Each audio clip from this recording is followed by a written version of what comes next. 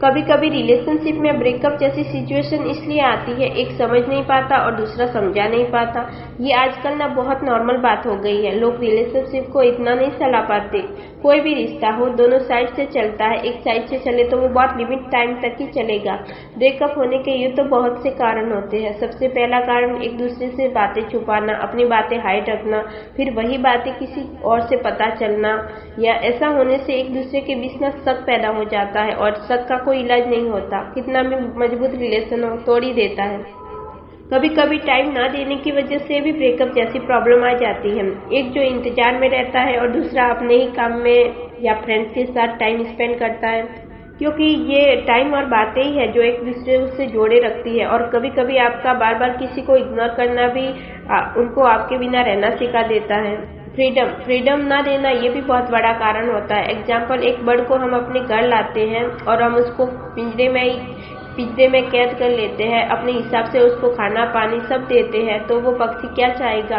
कैदी बनकर रहना? नहीं, बिल्कुल भी नहीं। वो उस पिंजरे से आजाद होना चाहेगा, क्योंकि वो पहले जैसी लाइफ उसकी है नहीं। अब उसकी लाइफ में चेंजेस आ गए हैं जो उसको पसंद नहीं। वैसे ही कोई भी किसी भी रिश्ते में कैदी बनकर नहीं रहना चाहता। आप किसी को कैद नहीं कर सकते, न ही अपनी बातों को उस पर थोप सकते हो। ये बहुत बड़ी गलती करते हैं। सबकी अपनी अपनी लाइफ होती है, उसको अपने हिसाब से जीना होता है। कोई दूसरा उसकी लाइफ में इंटरफेयर करे या फिर अपने रूल्स बनाए तो फिर वो खुद ही आपके साथ नहीं रहना चाहेगा। कई लोग इसलिए भी दूर हो जाते हैं क्योंकि वो पहले जैसा अपनापन महसूस नहीं करते। हमारे ख्याल से तो अगर किसी को लाइफ में लाओ तो पूरी तरह से लाओ। ये कुछ महीने के लिए या कुछ सालों के लिए किसी को अपनी लाइफ में जगह मत दो। अगर अपनी लाइफ से जोड़ो तो लाइफ टाइम तक जोड़ो। यहाँ लोगों का बिहेवियर कभी भी चेंज हो जाता है, पर जो इमोशनली अटैच हो जाते हैं उनके लिए लाइफ बहुत कॉम्प्लिकेटेड हो जाती है, फिर इतना आसान नहीं होता उनके लिए।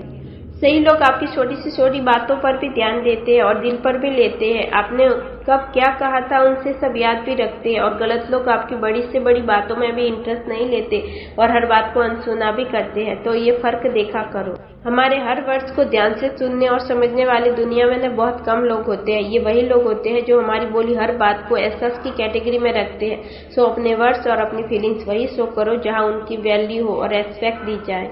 तो खुश रहो और अपनों को खुश रखो। चलिए मिलते हैं नेक्स्ट वीडियो में। तब तक के लिए take care and be happy.